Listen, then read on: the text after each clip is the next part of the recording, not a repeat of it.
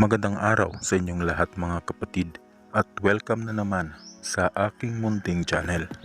Sa bidyong ito mga kapatid ay mayroon po akong ituturo sa inyo. Isa na naman pong mabisang karunungan. At ang karunungan pong ito mga kapatid ay magagamit po ninyo upang maging tapat sa inyo ang inyong mga kasintahan o partner. Pero bago ang lahat, kung ngayon ka palang napadaan sa ating munting channel ay mag-subscribe ka na at pindutin ang inyong notification bell.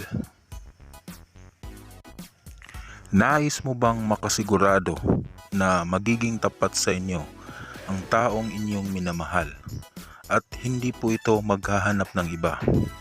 Hindi po ito iibig sa iba at lalong-lalo na po ay hindi po ito magkakaroon ng kalaguyo.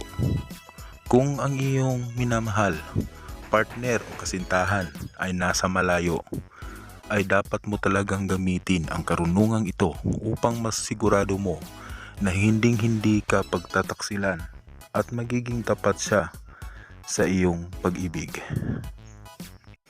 Kung nais mong makuha ang bisa ng karunungang ito, ay dapat mo itong gamitin gabi-gabi bago ka matulog.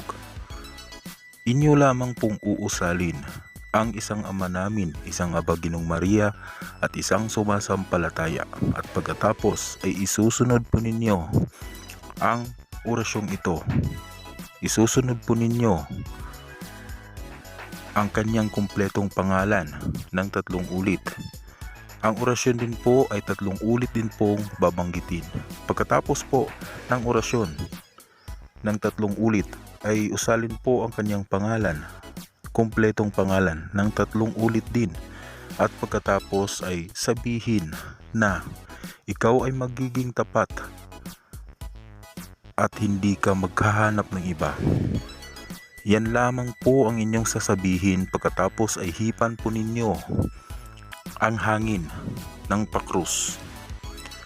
Sa ganyan pong pamamaraan ay mapapadala po ninyo o mapapatamaan po ninyo ang taong iyong minamahal kahit na saan mang sulok ng mundo siya naroroon.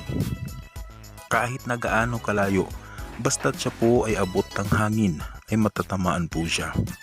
Dapat po ay gamitin nyo lang po ito sa inyong mga tunay na minamahal at inyong mga asawa. Huwag po itong gamitin kapag gusto nyo lang pong makapag-testing ng bisa nito, sapagkat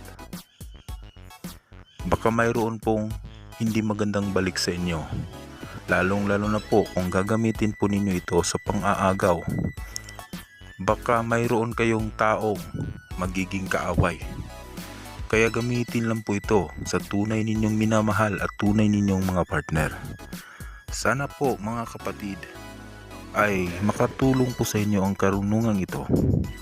Ito po pala ang orasyon na inyong gagamitin. Yum, yuma, yumaga. Yugama, gayumaha. Magayuma ka sa akin. Isunod po ang kanyang pangalan ng 3 ulit.